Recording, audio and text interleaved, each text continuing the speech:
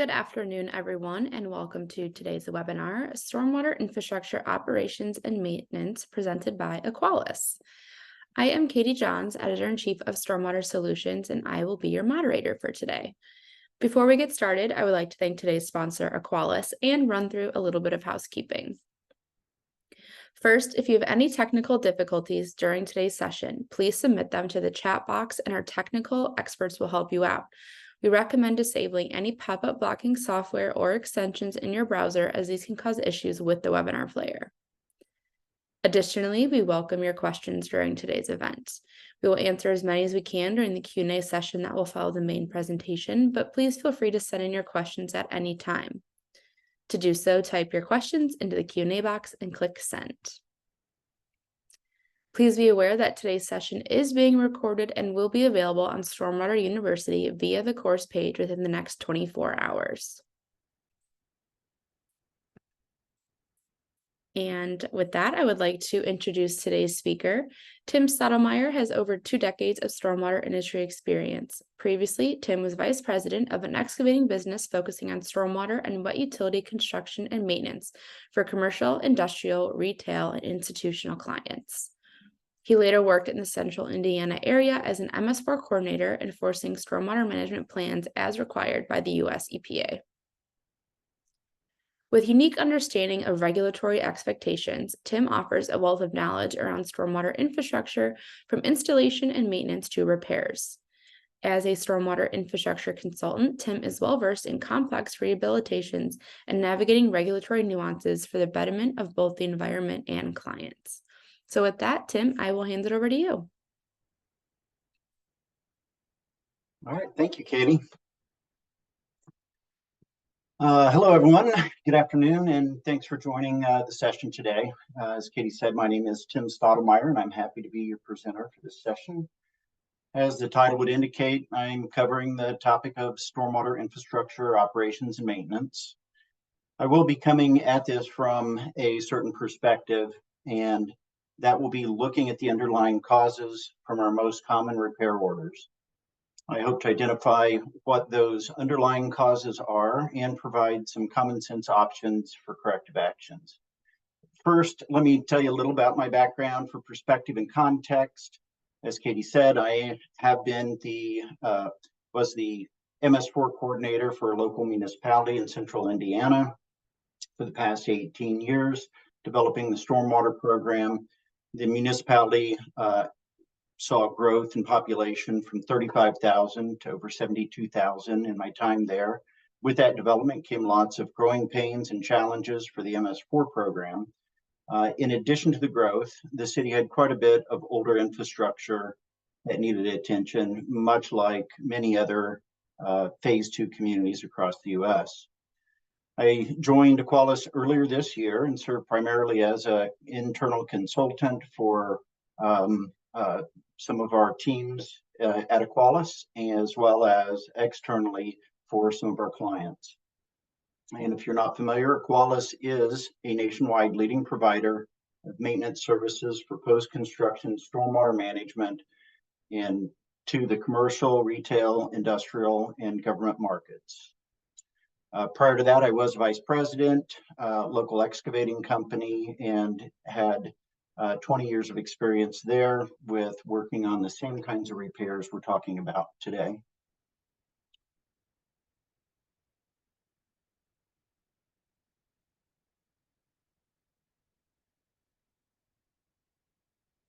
So the past 20 years, stormwater infrastructure maintenance has become increasingly more complicated.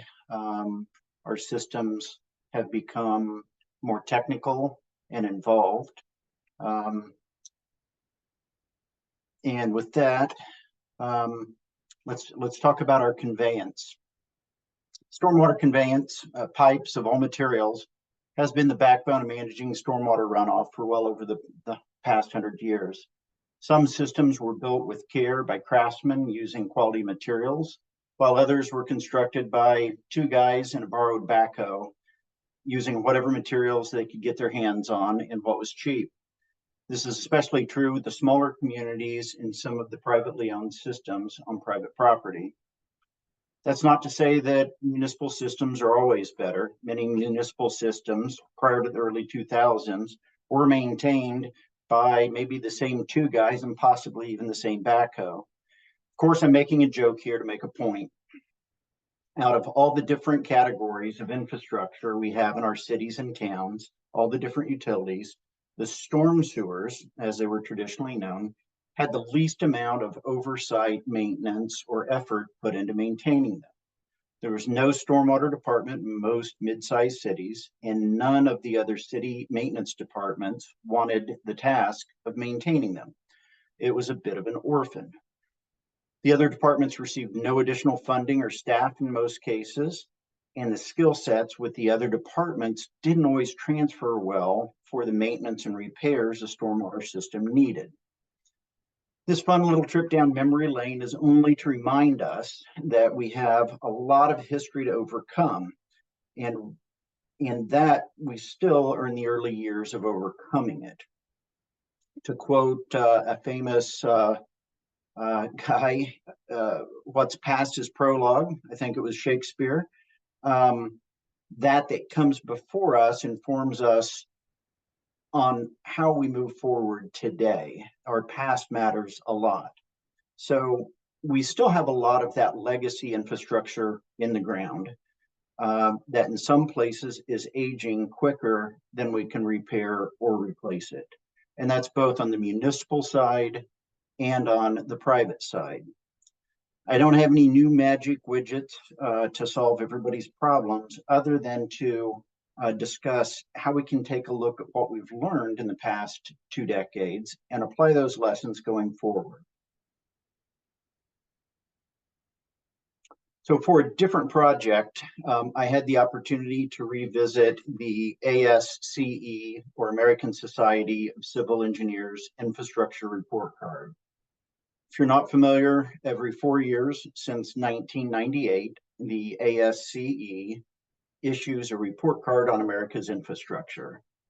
The last report card was completed in 2021, and the full report can be found online for free at the link on the screen, which is infrastructurereportcard.org. The full report has 17 different categories of infrastructure: roads, bridges, rail, water, internet, the list goes on. Each of these can be viewed and downloaded individually and as a standalone report. But of course, today, I wanted to share a few tidbits from the stormwater report I think that are relevant.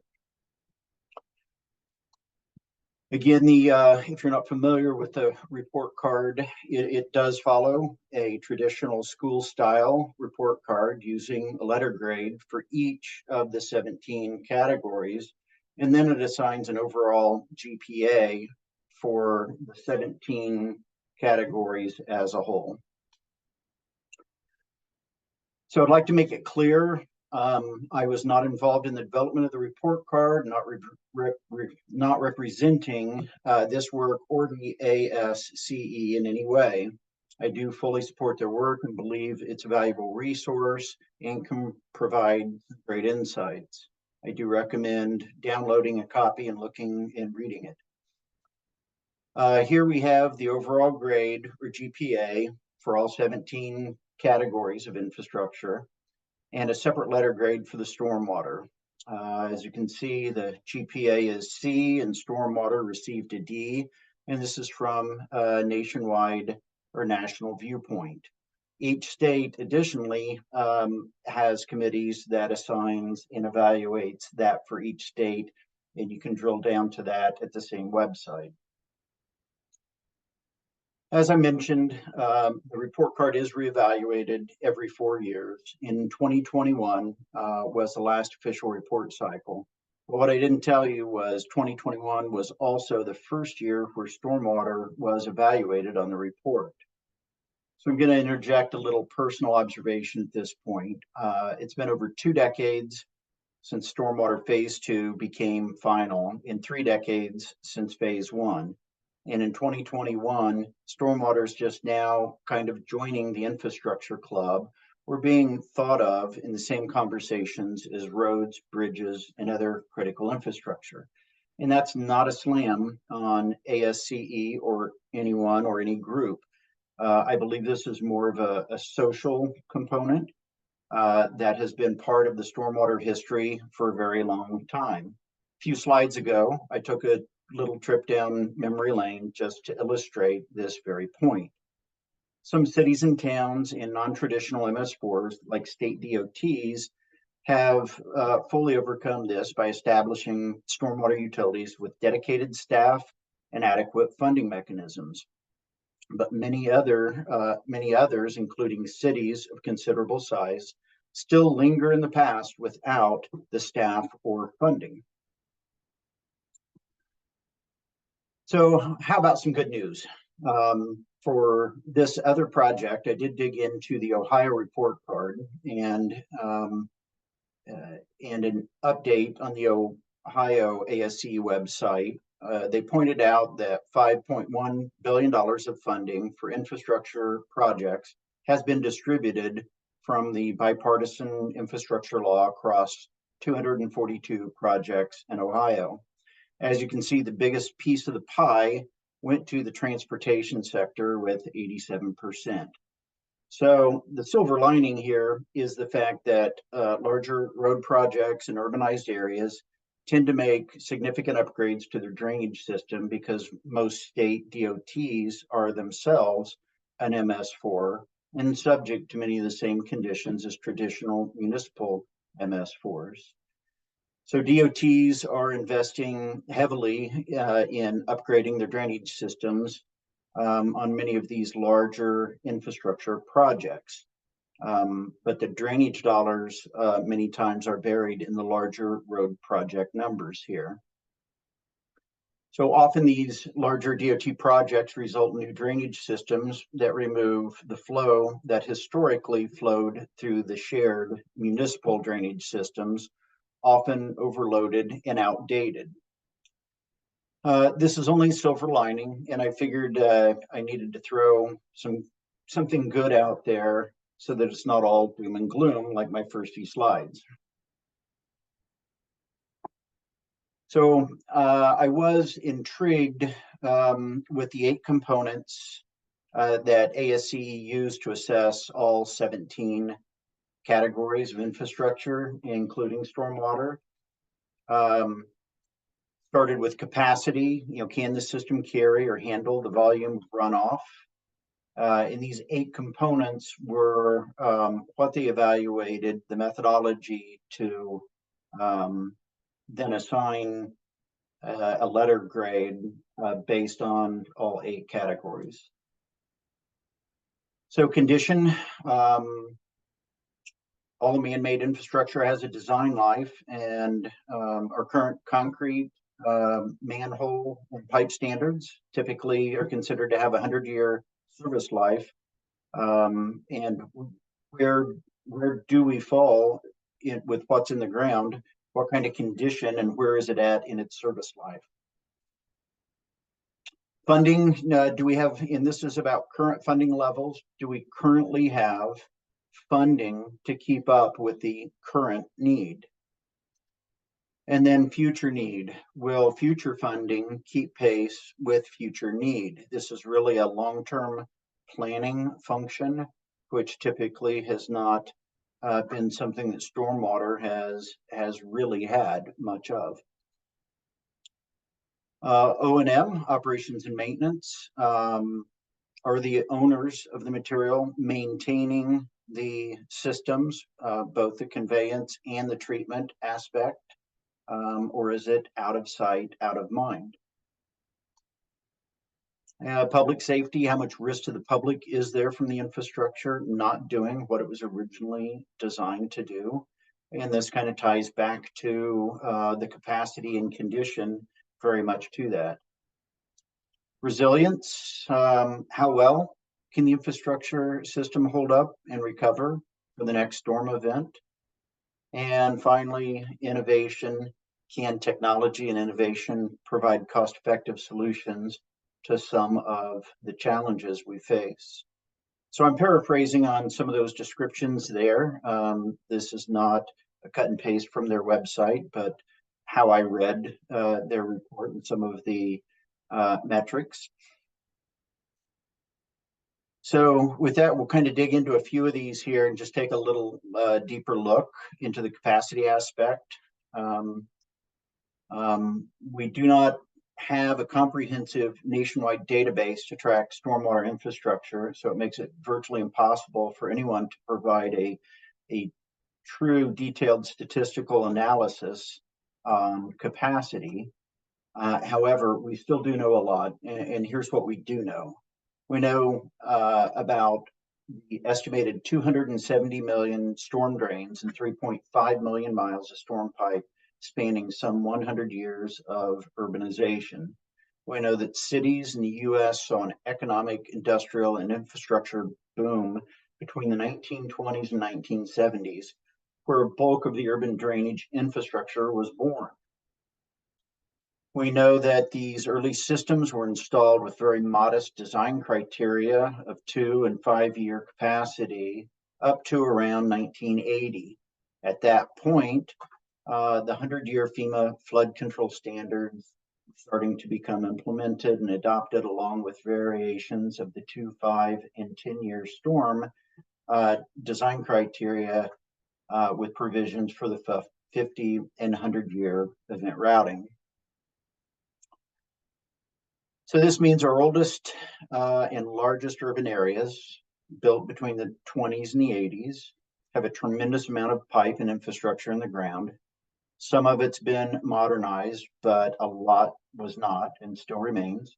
We know this infrastructure was designed under a less robust set of standards and is nearing the end of its design life. So we've got a lot of old stuff in the ground that is undersized, is kind of the takeaway from that. And I think we all inherently know that. We don't know exactly how much. Another reality complicating the capacity aspect is that we're now experiencing larger and more intense rain events. Since the 1980s or so, we've used rainfall tables and data from the early and mid 20th century. Our current reality is now different, with higher intensity rain events than what were on those charts. So that means that the current drainage systems not only were sized for a time that we saw those smaller rain events. Undersized systems, we know, see more stress and age poorly. When systems regularly run at or above their design capacity, they become stressed. Small problems can quickly become big problems or even catastrophic when stressed at those levels. We are seeing more and more projects where small problems were left only for later to result in a much bigger and more complex and costly repair due to those failures. So we'll look at condition, and here they're talking about physical condition and the issues surrounding how our systems age. Again, reliable data on a nationwide database doesn't really exist at this level. So let's look at the best information we do have. And here's what we do know. As I stated earlier in the earlier slide, there's 270 million storm drains approximately and 3.5 million miles of pipe. And we know that much of it is the legacy infrastructure. And we've not had a good replacement program in that. So we know that we've got a lot of old pipe in the ground. Let's just look at corrugated metal pipe is just one aspect here in this larger picture. Due to its cheaper cost, it was widely used in the 1970s and 1980s. Corrugated metal pipe has a 50-year design life, approximately. It's now 50 years later, and these systems are failing in very large numbers. The more resilient materials like reinforced concrete, PVC, and plastics have a much longer design life if they're maintained properly.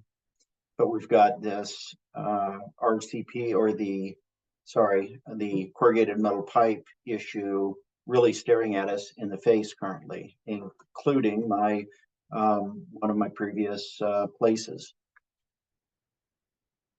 So repairs and replacement tend to be reactive more than preventative and or planned approach.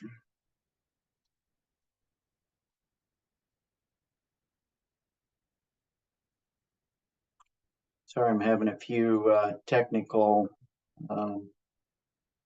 issues. All right, so innovation and technology is another category. I don't think there's any question here.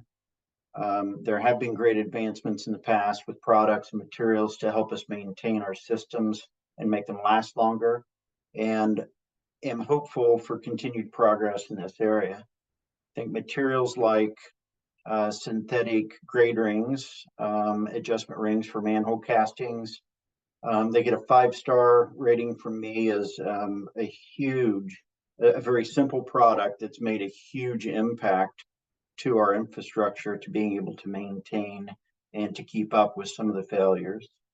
So stay tuned. We hope to see more simple, cost-effective fixes in the future, and hope that technology can continue to fill that void. So funding, it really is one of the bigger issues, I believe. As I mentioned earlier, there are still some DOTs and significant municipalities that do not have a funding mechanism and really don't know where the money is going to come from to not only maintain, but to get ahead of the infrastructure replacement, the corrugated metal pipe issue, and all the aged infrastructure that's in the ground. So both, I lump these two together as far as the current funding and the future funding, which is more of the long-term planning and replacement and rehabilitation. We know that we do this for roads. We plan and pave X amount of road miles every year, and we know that it's on a repetitive cycle. This is budgeted for, it's planned for. We do it for water mains, we do it for sanitary sewers, but I have not seen evidence to where storm systems are at that point and have progressed to that level.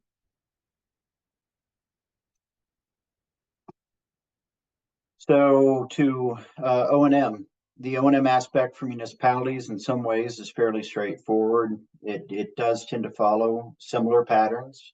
Many use the same system as they do to maintaining their sanitary sewer collection system, at least for the underground conveyance, the pipes, and manholes.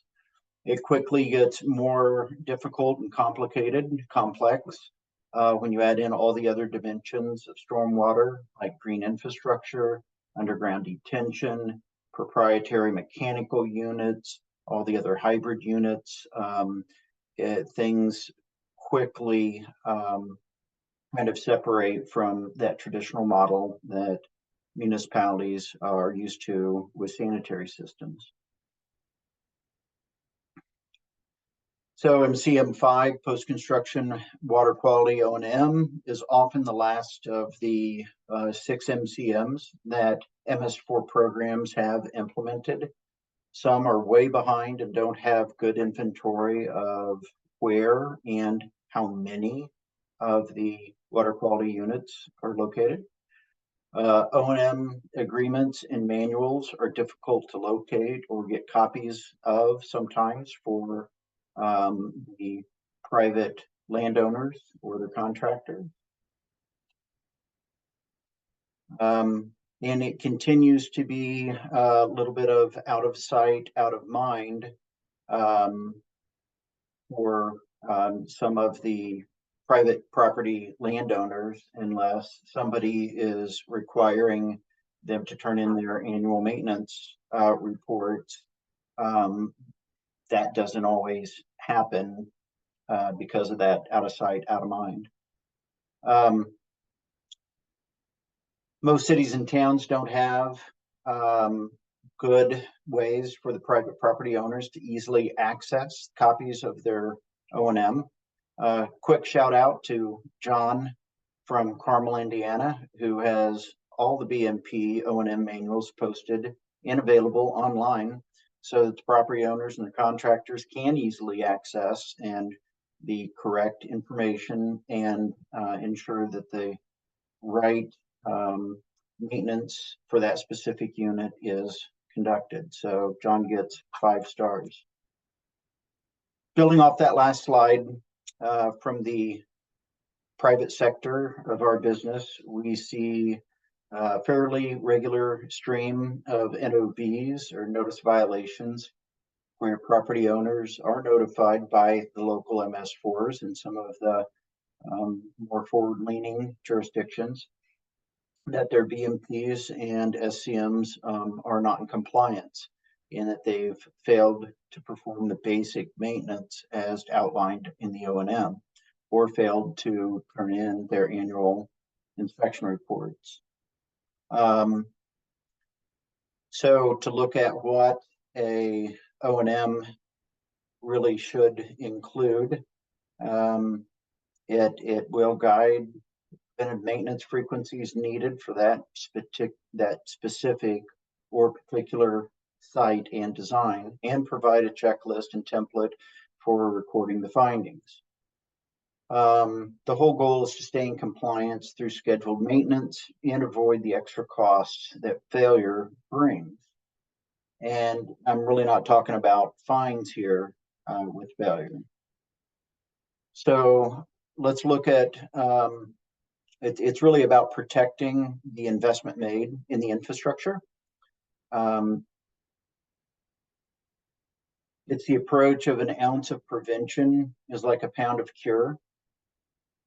We all know the concept and intuitively and practice it with our cars, with every oil change and scheduled service. However, when we see the model on the left play out on a regular basis when it comes to stormwater infrastructure SCMs, it's the run to fail method. The 2 graphs depict different approaches one can take with their maintenance of their stormwater systems. The vertical scale is performance on the asset, starting out with performing excellent when new. Horizontal scale is time, showing how the asset ages and declines in performance over time. On the left, we have the all too common scenario of no plan for maintenance, a notice of failure,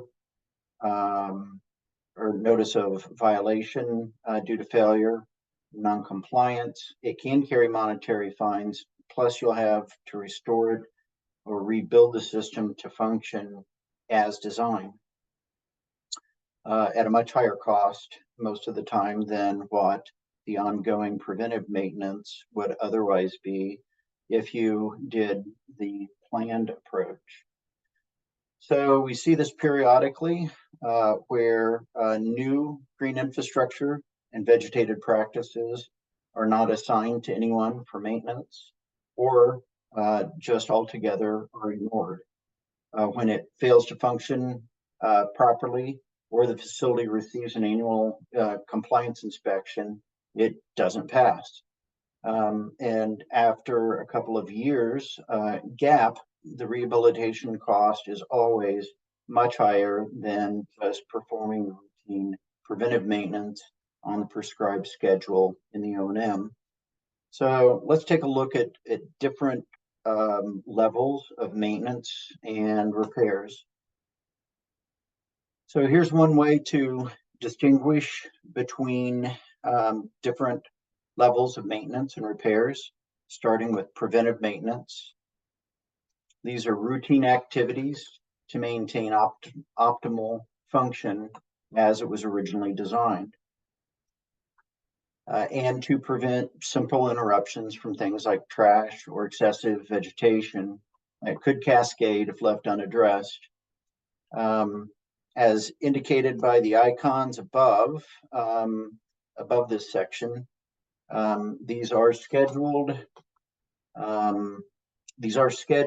non-critical, and no violation has occurred at this point. So this is just routine, everyday type of activity. Corrective maintenance, on the other hand, here, these are items that need corrected to maintain function, but these are outside of the preventive maintenance plan scope of work. These are fixes, they're small fixes to prevent the need for repairs or rehabilitation down the line.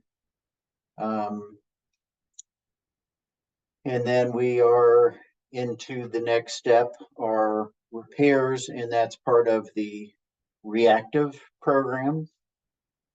So repair all systems will require repairs at certain points. Anything that ages, you're going to have to come in and do repairs just like your car. Even if all proactive maintenance is performed, you're still going to have some repairs as it continues to age. Failure has occurred and usually is outside of the preventive maintenance or corrective action plan and scope of work. So a repair now will prevent further degradation of performance or physical and or structural features. And then rehabilitation is really the last on this order here. When you get to rehabilitation, systems are either not performing as intended, as designed. Sorry about that. The system is either not performing as intended or out of spec, and regular maintenance will not bring it back, and the whole system needs to be rehabilitated. So this is just shy of a full rebuild.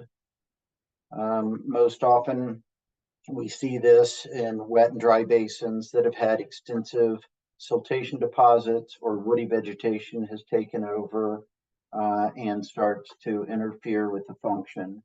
It is time sensitive. There is a bit of an urgency or a problem with it, and it could bring a notice or will bring a notice of violation due to the lack of function. So we're into our case studies here. So this is the first of our case studies titled Good Intentions and builds off that last slide. The site is in Georgia where it gets hot. The problem here was a well-intentioned landscape crew mowed a basin because it looked too tall to them and went the extra mile to go ahead and spray herbicide on all the vegetation around the outfalls so that they didn't have to get too close with their mowers. The outcome was much of the vegetation cover in the basement died because it was cut too short. The outfall began to erode and deposit silt into the flow line, backing up some of the smaller flows. The corrective action was to replant the correct vegetation designed for this application, remove sediment from the flow line, restabilize the outfall area, and install signage to prevent another similar incident. The repairs in this case did exceed $5,000. Stormwater landscaping, and even well-intentioned landscapers can cause unintended harm due to the lack of understanding of the regulatory, engineering, and functional complexities of stormwater systems. In that last case, they did not, that was not part of their scope to mow the basin, and they just felt it was too high and kind of went outside of their expertise. I would say that this is one of our biggest threats to green infrastructure and vegetated practices, and exactly why the signage is needed in cases like that. So the expertise of the contractor matters a lot. Here's case study number 2, titled Tanks for Nothing. A little poor play on words there. The root cause of this, it was, as you can see, the buckling in the asphalt is not normal there. The problem was due to poor installation. The same issue was occurring in the neighboring property where a car had recently fallen into another sinkhole from same problem. Sinkholes appear in major deformation in the parking lot.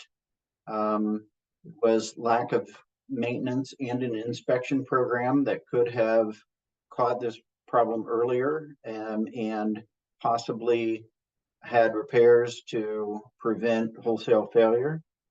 There was heavy oxidation from the ponding water inside the system after we were able to take a look at it.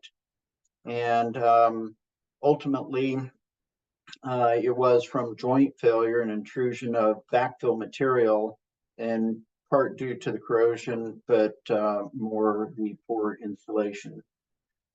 The solution was a major rehabilitation of the entire system, which came at a very high expense. The storage tanks, as they refer to them in the Southwest, included 130 linear foot of 8-foot diameter corrugated metal pipe, and it was completely replaced.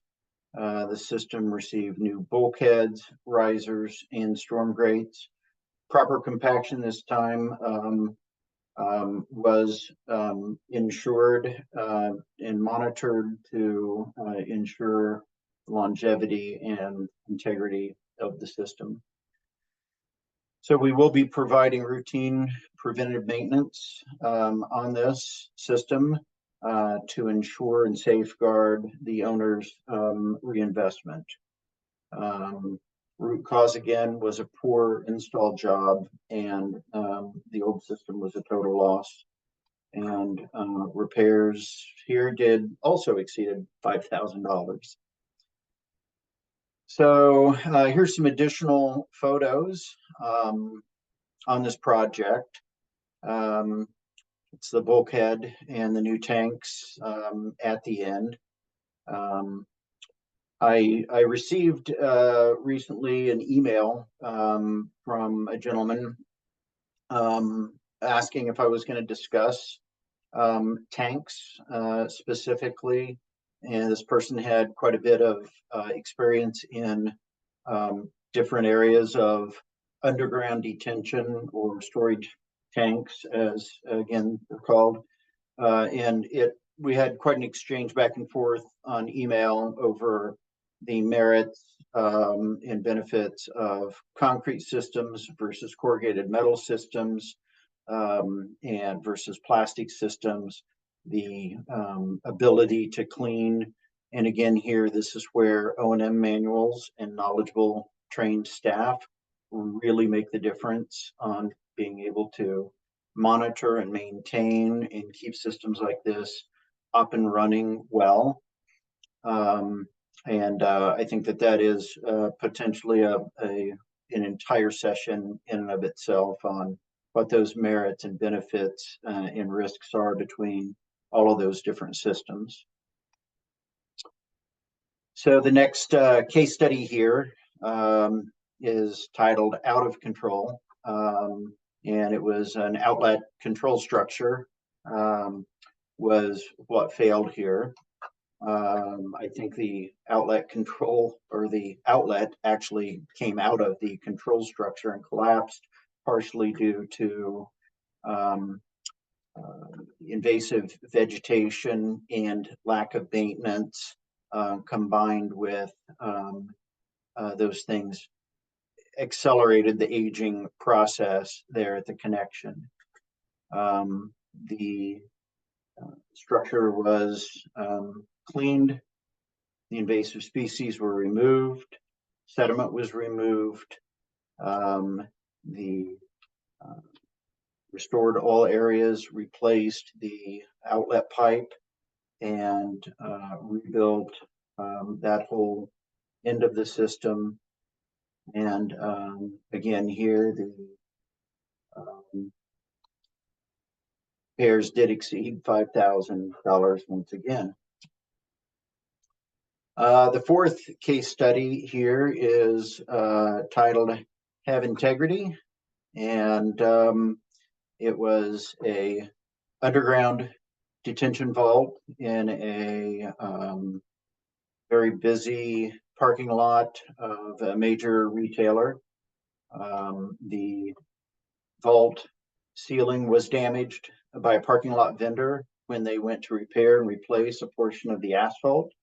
Unfortunately, the vendor didn't refer to the site plan or the multiple weight limit signs that would indicate that there was an underground system at this retail location. The vendor ultimately drilled holes into the vault, altering the structural integrity, thinking it was a control joint. It was unsafe for automobile traffic. The city did get involved due to the public safety concerns. And ultimately, the corrective action was to implement structural repairs so that it was no longer a public safety hazard and would restore the longevity of the system. And I'm sure that the repairs exceeded $5,000 once again. The fifth in our case study here is underground storage vault. This is a filter cartridge system, contact system, I believe. The problem here is that the cartridges had not been replaced in over 10 years. The recommendation is every 1 to 5 years. It was so in the photo doesn't really show the extent of the damage, but it was completely impacted by 10 years of accumulated sediment and trash, and I don't know how it even functioned at all after that, but it was quite a major cleaning and rehab that it took. There were 112 total filters that were 18-inch filter cartridges that were removed and replaced after a full industrial vacuum and cleaning of the vault. Routine maintenance program was initiated after this to maintain and inspect on a regular basis. And once again, these repairs, I'm sure, came in at over $5,000. The sixth in our case study series was a pipe failure at the major entrance to a very large shopping center. You can see the red circle there off the main thoroughfare. The main entrance had a pipe collapse. The problem really was a joint failure. Joint failure due to not only material choice, but also workmanship. And age always seems to accelerate those vulnerabilities in the system. Solution was open excavation, remove bad sections of pipe, keep the curbs and curb inlets in place, clean the remaining good sections of the pipe, and reroute traffic around two other entrances, side entrances. As you can see, it was an around-the-clock operation to get the retail access through, back open again through their main entrance. The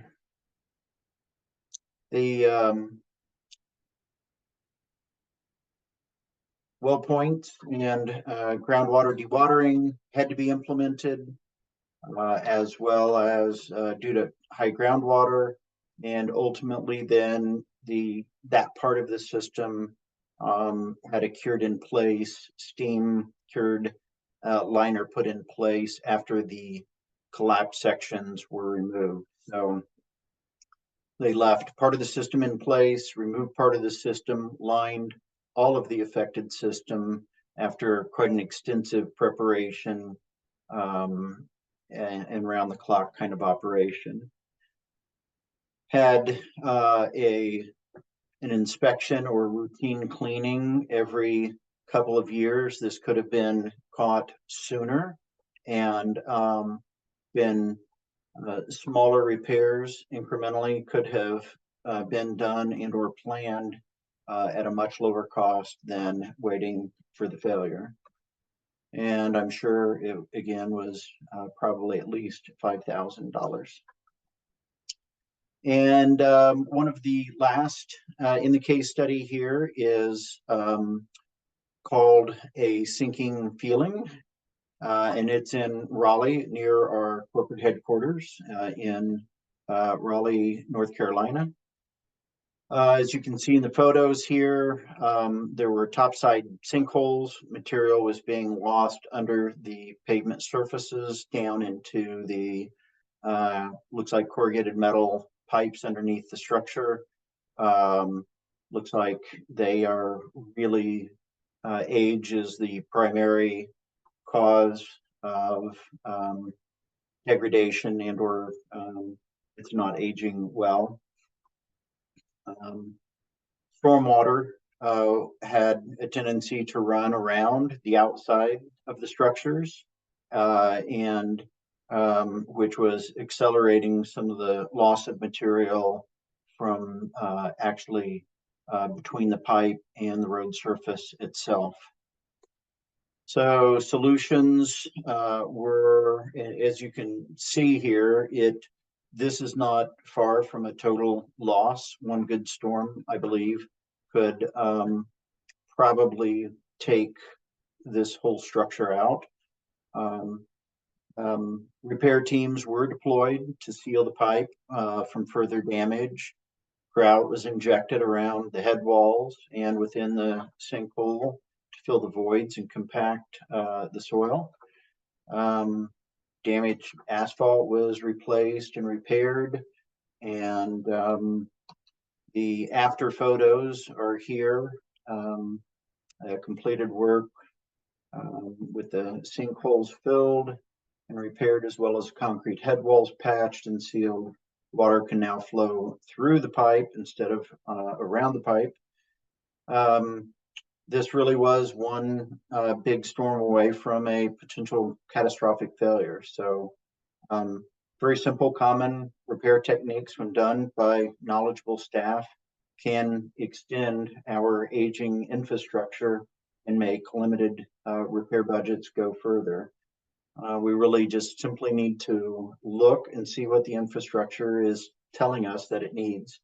This can only be done if regular inspections and assessments are performed and we start really looking at the long-term maintenance strategies and start planning for and prioritizing how this aging infrastructure needs to be prioritized and funding that so that it can be scheduled and not wait till failures happen. So what can we do?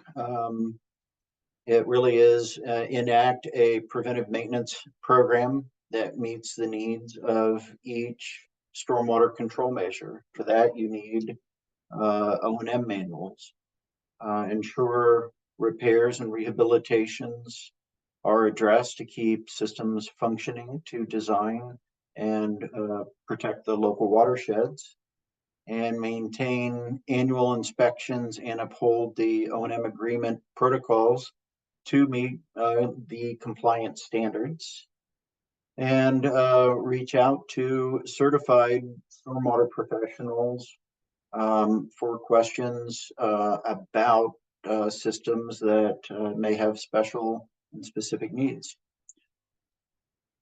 And with that, Katie, I think we're ready to take any questions that may be out there. All right, perfect. Thanks so much, Tim. Yes, so we did have some questions roll in, so we will get started with those. First, what type of repair job do you see most, and what is the underlying issue? So and actually I didn't have a slide on that. That started down a big rabbit hole for me. The number one by volume is without a doubt castings, adjustment grade rings for castings on inlets and manholes. By volume, that was both prolific in the private work that I did early on in the 80s and 90s, as well as at the municipality and at AQUALIS here. It's a chronic, and that really is a material choice problem of using bricks and mortar and workmanship or craftsmanship that just doesn't happen on a regular basis. And that's why I am such a fan of some of the synthetic grade rings and adjusters that take that out of it and really end up with a much better product there between the casting and the concrete structure right at the road surface where you see so much movement from freeze and thaw and traffic. Gotcha. And repairs to storm systems that are decaying are pretty expensive and often get extended delays. Does that have a big impact? Can you touch on that? So we've had 3 big jobs in the last year that there were at the end of systems, and these were all private warehouse type facilities that the downstream part of the system started failing. That failure backed water up into the systems, and there was an extended delay in some of these before they were found. Mm-hmm. That delay really backed water up and started wrecking the rest of the system upstream by holding saturation on the slope, and the entire slope started failing up towards the building. So it quickly got out of hand. And this doesn't happen all the time, but it's not uncommon that when it's the train wreck effect that can start to compound. A small problem quickly becomes a bigger problem, and then it's a 10x kind of repair that you're faced with just 6 months down the line than mm-hmm. if you had gotten on it, when something was first seen, or even better yet, preemptively before that first failure happened. You're really talking about small repairs in that kind of matrix or that hierarchy of preventive maintenance versus reactive maintenance.